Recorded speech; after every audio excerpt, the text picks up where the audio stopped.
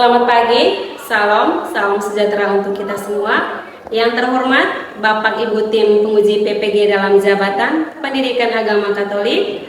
Perkenalkan, nama lengkap saya Silviana Quinsetti, mahasiswa PPG dalam Jabatan BITS 3 tahun 2025 pada LPTK Santo Yakobus Merauke dengan nomor induk mahasiswa 25869051 dan nomor peserta 50305405199001. Pada hari ini, Rabu 8 Oktober tahun 2025, saya akan melaksanakan video praktik pembelajaran real pada siswa kelas 11 IPS SMA Keritas Watuneso, Kelurahan Watuneso, Kecamatan Rio Timur, Kabupaten Ende, Provinsi Nusa Tenggara Timur. Materi pokok dalam pembelajaran pada hari ini adalah peran hierarki dalam Gereja Katolik.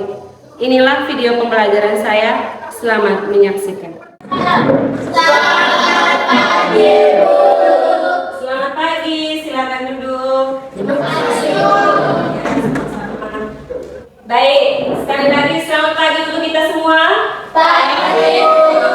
Apa kabar hari ini? Baik. Oke, Ibu berharap kita semua dalam keadaan sehat dan juga tetap semangat dalam mengikuti kegiatan pembelajaran kita pada pagi hari. Oke, baik. Sebelum kita memulai kegiatan pembelajaran kita pada pagi hari ini, terlebih dahulu kita mengawali kegiatan pembelajaran kita dengan doa. Oke, baik. Hari ini siapa yang diiringi doa? Oke, Mary silakan maju ke depan.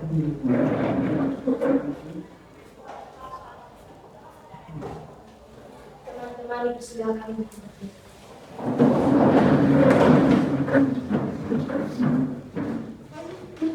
Ibu guru dan teman-teman sekalian, marilah kita menyiapkan hati dan batin kita untuk berdoa. Izinkanlah saya berdoa sesuai ajaran agama Katolik. Dalam nama Bapa dan Bapa dan Roh Kudus. Yalah Bapa di dalam surga, puji serta syukur atas kehadirat-Mu dan perlindungan-Mu dari hari ke hari hingga saat ini. Silakan. Oke, baik, Mary, terima kasih sudah memimpin kita dalam doa. Oke, sebelumnya itu Ibu mau mengecek kehadiran kita dulu ya. Iya, Bu. Oke. Ongki Abdullah Wolo, Ada Bu. Maria Muskipa, Ada Bu. Maria Sulasri Oktavianingsih, Sakit. Maria Kristina Menge, oke. Indri Lena, Hadir. Angelina Bajo Banda, Hadir, Bu. oke. Dinda Stefanus Era, izin. Oh, berarti hari ini yang tidak sekolah ada dua ya, dengan keterangan izin dan sah. Oke, baik. Baik, hari ini kita akan belajar tentang peran hierarki dalam gereja Katolik. Oke, sebelumnya itu Ibu mau tanya, apakah masih ingat materi pembelajaran kita kali lalu? Masih. Pada bab yang pertama kita belajar tentang apa? Gereja. Gereja. Oke, baik. Bab yang kedua? Sifat-sifat gereja. Sifat-sifat gereja. Nah, baik. Kalau sifat-sifat gereja itu ada berapa? Ada 4. Yang pertama apa? Gereja yang sah. Yang kedua, gereja yang kudus, gereja yang Katolik, dan gereja yang apostolik. Baik. Nah, pada hari ini kita akan membahas materi pada bab yang ketiga, yaitu omong tentang peran hierarki dalam gereja Katolik. Tujuan pembelajaran pada bab yang ketiga ini, peserta didik mampu memahami siapa dan peran hierarki dalam gereja serta bersyukur keberadaan hierarki dalam kehidupan sehari-hari.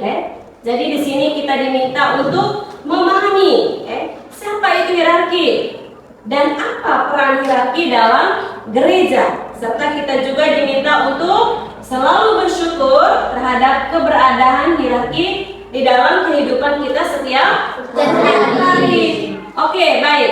Kemudian di sini ada pertanyaan pemantik ya. Pertanyaan pemantik ini untuk mengacu kita supaya kita lebih memahami, lebih mendalami materi tentang peran hierarki dalam gereja Katolik. Oke, baik. Pertanyaan pemantik yang pertama. Apa itu hierarki? Ada yang tahu? Oke, Artika. Berdiri.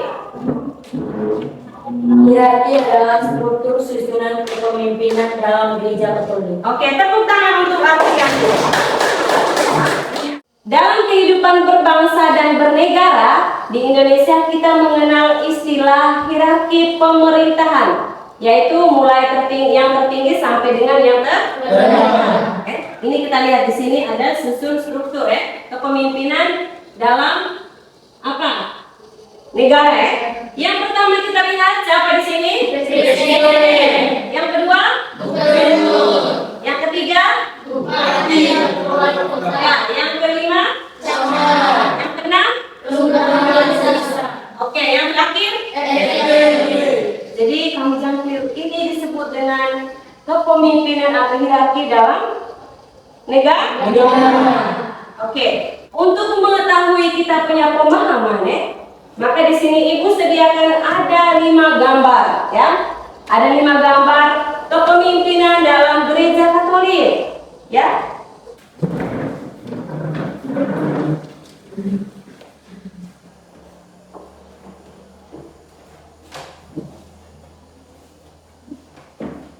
Baik. Sesuai kelompok 2 menurut kelompok 2 struktur atau hierarki dalam gereja Katolik yang pertama siapa? Rasul Petrus atau disebut dengan Simon Petrus. Oke. Simon Petrus ya. Yang kedua Paulus ya. Yang ketiga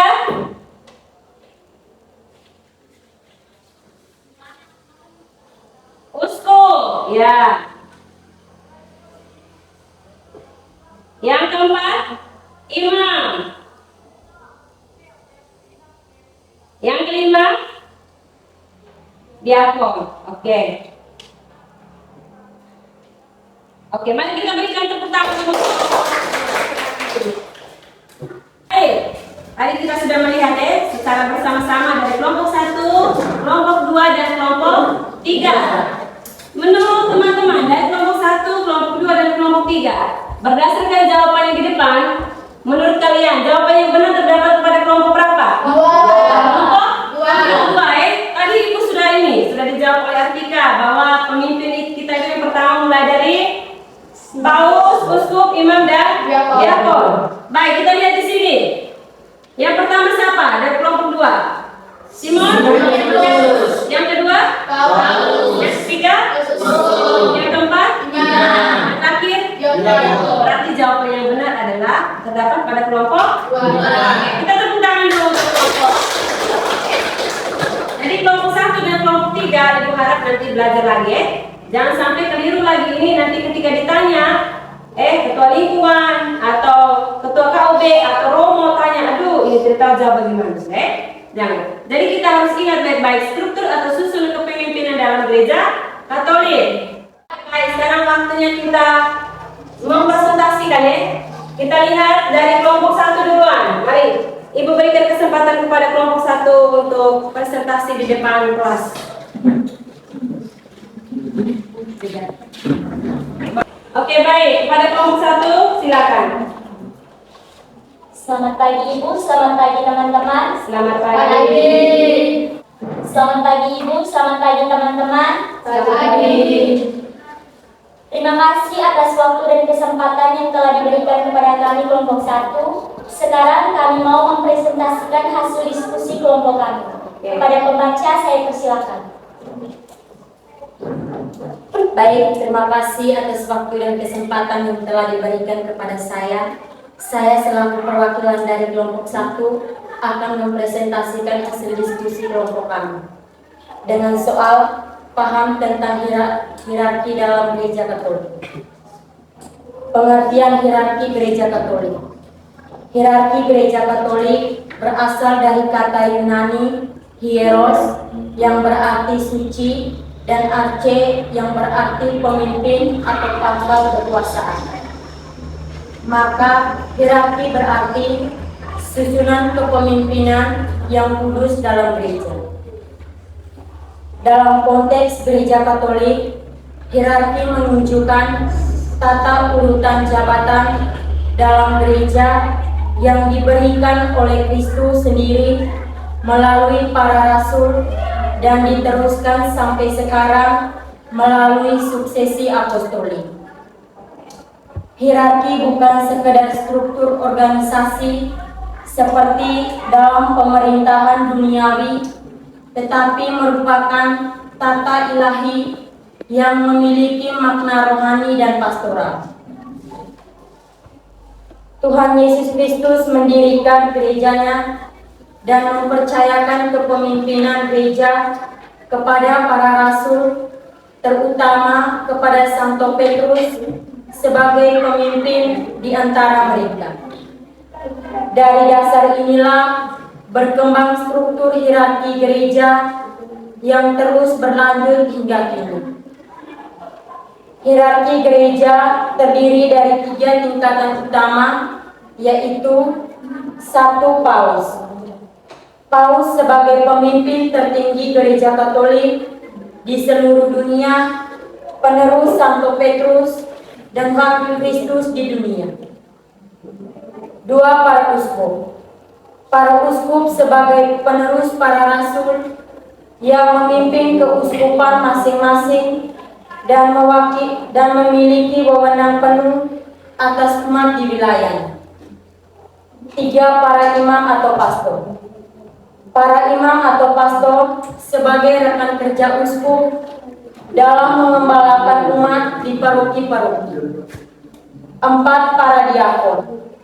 Para diakon sebagai pelayan gereja yang membantu uskup dan imam dalam tugas pelayanan, liturgi, dan karya amal kasih. Hierarki ini dibentuk bukan untuk menguasai umat, tetapi untuk melayani dan mengembalakan mereka seperti Kristus Sang Gembala baik. Dalam Injil Yohanes bab 21 ayat 15 sampai 17, Yesus berkata kepada Petrus, "Gembalakanlah domba-dombaku," yang menjadi dasar perintah untuk memimpin dengan kasih dan pelayanan, bukan dengan kekuasaan duniawi. Melalui hierarki, gereja dapat menjaga kesatuan iman, ajaran, dan sakramen di seluruh dunia. Paus dan para uskup memiliki tanggung jawab untuk memastikan bahwa ajaran Kristus tetap murni dan tidak menyimpang, sementara imam dan diakon membantu dalam mewartakan sabda Allah serta melayani kebutuhan rohani umat. Selain fungsi pengajaran, hierarki juga memiliki 1. Tugas menguduskan. Tugas menguduskan melalui perayaan sakramen-sakramen. 2. Tugas memimpin dengan mengatur kehidupan gereja agar berjalan sesuai kehendak Kristus. Dengan demikian, hierarki gereja Katolik adalah sistem kepemimpinan yang diatur secara ilahi untuk menjamin kesatuan, ketertiban, dan kelangsungan hidup gereja dalam mewartakan keselamatan yang datang dari Allah. Baik, presentasi dari saya sudah selesai, saya kembalikan kepada moderator. Oke. Demikian hasil presentasi dari kami kelompok 1. Sekarang kami memberikan waktu dan kesempatan untuk kelompok 2 dan 3 untuk memberikan pertanyaan. Oke, baik. Dari kelompok 1, mungkin ada yang mau bertanya, silakan. Oke, baik. Selanjutnya kita lihat dari kelompok 2 akan mempresentasikan mereka punya hasil diskusi. Kepada kelompok 2, Ibu persilakan. Selamat pagi Ibu, selamat pagi teman-teman. Pagi. Terima kasih atas waktu dan kesempatan yang diberikan kepada kelompok kami. Kami dari kelompok 2 untuk mempresentasikan hasil diskusi dari kelompok kami. Dengan pertanyaan, dasar prinsip hierarki dalam gereja terdapat dalam Injil Yohanes bab 21 ayat 15 sampai 19. Dalam bagian ini, Yesus menampakkan diri kepada para murid setelah kebangkitannya.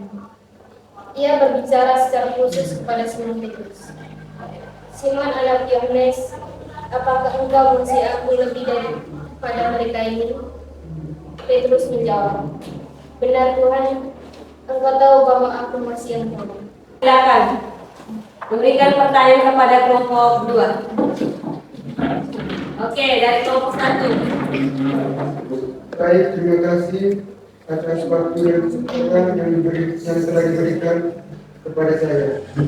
Saya selaku perwakilan dari kelompok 1 akan mengajukan pertanyaan kepada kelompok 2. Oke. Apa makna perkataan Yesus kepada Petrus, gembalakanlah domba-dombaku?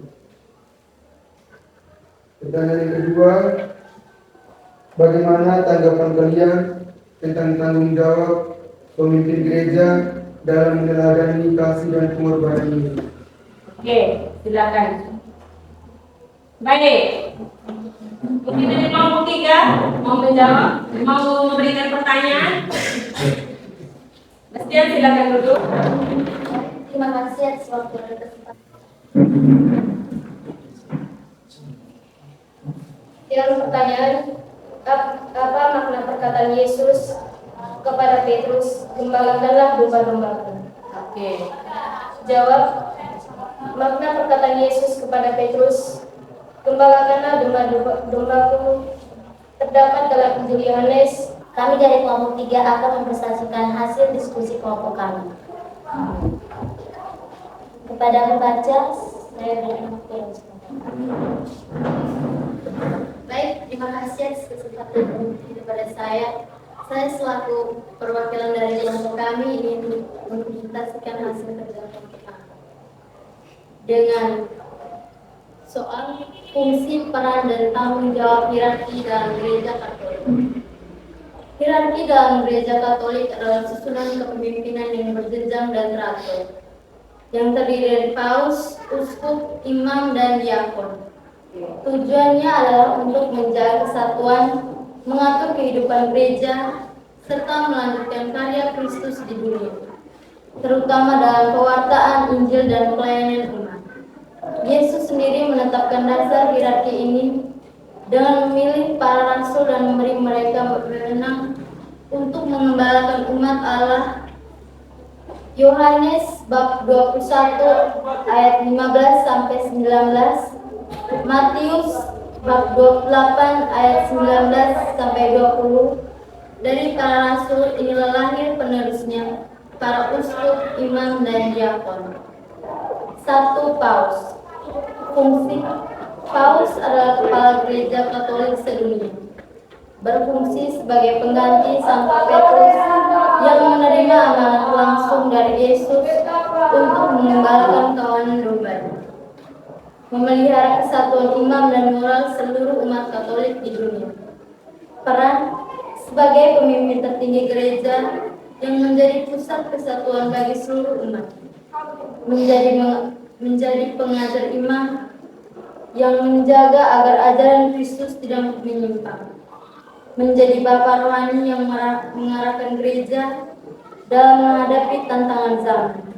Tanggung jawab menjaga kemurnian ajaran gereja, menunjuk para uskup di berbagai keuskupan, mengatur kebijakan pastoral gereja universal, menjadi teladan dalam iman, kerendahan hati, dan pelayanan kasih. Uskup. Fungsi uskup adalah pengganti para rasul dan pemimpin di keuskupan masing-masing. Ia memimpin dan mengatur gereja lokal atau keuskupan atas nama Kristus. Peran sebagai gembala utama bagi umat di keuskupan, menjadi pengajar iman dan penjaga ajaran gereja, menjadi pemimpin liturgi terutama dalam perayaan sakramen Krisma dan tahbisan, menjadi pemimpin pastoral yang membimbing para iman, religius, dan umat beriman. Tanggung jawab mengatur kehidupan gereja di wilayah keuskupan, melakukan kunjungan pastoral ke paroki-paroki, mengawasi pendidikan iman dan moral umat, menjadi jembatan komunikasi antara gereja universal dan gereja lokal. Imam, fungsi imam adalah rekan kerja uskup dalam mengembalakan umat.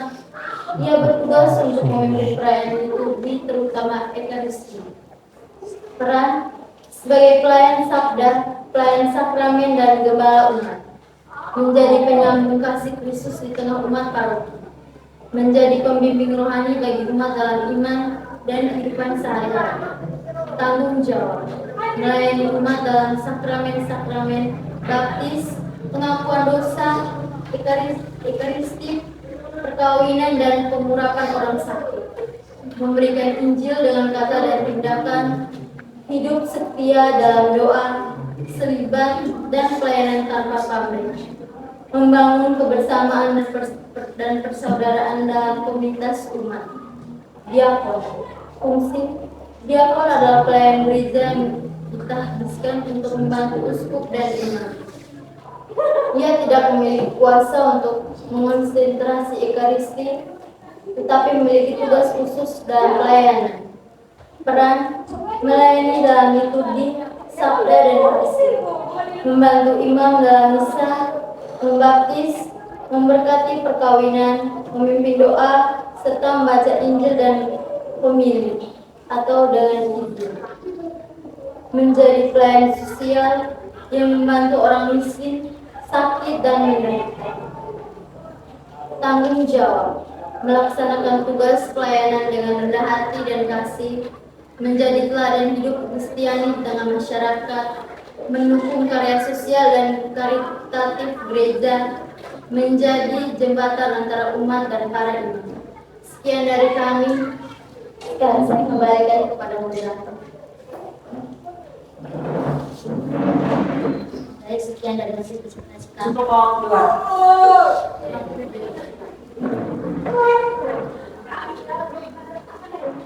Baik, saya akan menjawab pertanyaan yang diberikan oleh kelompok 1 dan 2. Yang satu, bagaimana hierarki gereja membantu menjaga kesatuan dan pelayanan umat seluruh dunia? Jawab, hierarki gereja menjaga kesatuan dan pelayanan umat dengan membimbing dan menyatukan umat dalam ajaran serta pelayanan Kristus di seluruh dunia.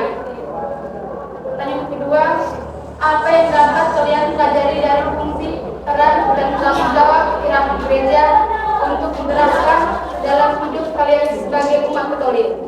Jawab, dari fungsi, peran, dan tanggung jawab hierarki gereja, kita dapat belajar untuk taat, setia, dan melayani dengan kasih. Sebagai umat Katolik, kita diajak untuk meladeni semangat para pemimpin gereja, bersikap rendah hati, mau bekerjasama, serta berperan aktif dalam kehidupan gereja dan masyarakat. Kita juga belajar pentingnya persatuan, tanggung jawab, dan pengorbanan. Oke, baik. Sekali lagi kita tepuk tangan untuk kita semua. Baik, kita sudah mempresentasikan hasil diskusi kita dari masing-masing kelompok dengan baik. Nah, sekarang kita lihat. Nah, terakhir adalah rangkuman. Tapi sebelumnya tadi kita sudah presentasi, kita sudah bahas tentang paham tentang hierarki dalam gereja Katolik. Kira-kira tadi yang sudah dipresentasikan oleh teman, apakah kita mengerti tidak? Dengan jawaban pertanyaan yang sudah kamu berikan kepada masing-masing kelompok tadi, semoga apa yang dijawabkan oleh teman-teman kelompok dapat kita pahami. Baik, kemudian kelompok 2 tadi sudah bahas tentang dasar biblis hierarki dalam gereja Katolik. Kemudian yang terakhir ada dari kelompok 3, mereka membahas tentang fungsi, peran, dan tanggung jawab hierarki dalam gereja Katolik, yaitu mulai dari paus, uskup, imam, dan diakon. Harap yang tadi sudah dipresentasikan kelompok 3, kelompok 2, dan kelompok 1 kita dapat belajar dan juga dapat dipahami. Oke, selanjutnya kita masuk pada rangkuman rangkuman dari semua materi dari tadi pembahasan awal sampai dengan hasil presentasi. Baik, yang pertama pengertian hierarki gereja Katolik ya. Kita lihat bersama, hierarki gereja Katolik berasal dari kata Yunani, Kyrios yang berarti suci, dan arche yang berarti pemimpin, pangkat berarti pemimpin atau pangkat kekuasaan. Maka hierarki berarti susunan kepemimpinan yang kudus dalam gereja. Oke, dalam konteks gereja Katolik, hierarki menunjukkan tata urutan jabatan dalam gereja yang diberikan oleh Kristus sendiri melalui siapa? Para rasul sendiri, dan diteruskan sampai sekarang melalui suksesi apostol. Siapa itu suksesi apostolik? Yaitu mereka para uskup, pertama paus, uskup, imam. Kemudian yang ke-B, hierarki gereja terdiri dari 3 tingkatan ya. Sampai kita sudah omong, paus, uskup, imam, dan diakon. Yang berikut, selain fungsi pengajaran ya, itu bahasa Latin ya, munus decondi. Baik, ini yang terakhir adalah pertanyaan refleksi. Ini pertanyaan untuk pribadi kita sendiri ya. Di sini ada 2 pertanyaan untuk kita. Yang pertama, apakah saya atau Anda apakah saya sudah meluangkan waktu untuk berdoa bagi kaum hierarki dalam gereja? Ini, apakah kita selama ini sudah pernah berdoa untuk atau meluangkan waktu untuk berdoa bagi para hierarki atau pemimpin gereja? Sudah atau belum? Kami lagi sudah atau belum? Sudah. Sudah. Kalau sudah, ini apa, tuliskan apa isi doamu? Kira-kira selama ini yang kita doa untuk para pemimpin gereja itu apa isi doanya kita untuk mereka Tuliskan ya. Kemudian yang kedua, apakah selama ini saya menghormati hierarkis? Kira-kira selama ini kita merefleksikan diri, apakah saya pernah tidak menghormati para pemimpin gereja atau hierarkis ini? Pernah ya?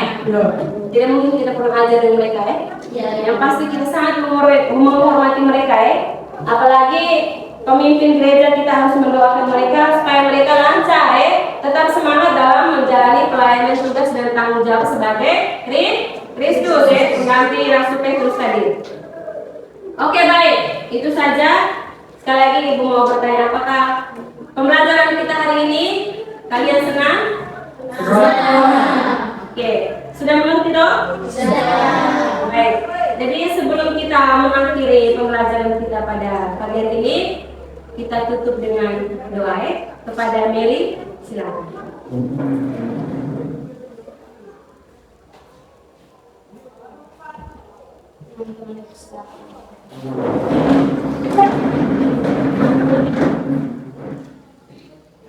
Dan teman-teman sekalian, malam kita menyiapkan hati dan batin kita untuk berdoa. Izinkanlah saya berdoa sesuai ajaran agama Katolik. Dalam nama Bapa dan Ya Bapa di dalam surga, puji dan syukur atas hadirat-Mu dan perlindungan-Mu dari hari-hari hingga siang hari ini. Sekarang mau pulang, lindungilah kami dalam perjalanan pulang, agar kami tiba di rumah masing-masing dengan keadaan selamat. Tuhan, nama-Mu selalu kami puji, kini dan sepanjang masa. Amin. Dalam nama Bapa dan Tuhan. Terima kasih Mas Diri. Baik, sebelum kita keluar kelas, Ibu mau minta tugas kelompok tadi dikumpulkan. Oke, masing-masing kelompok silakan maju ke depan untuk kumpul tugas.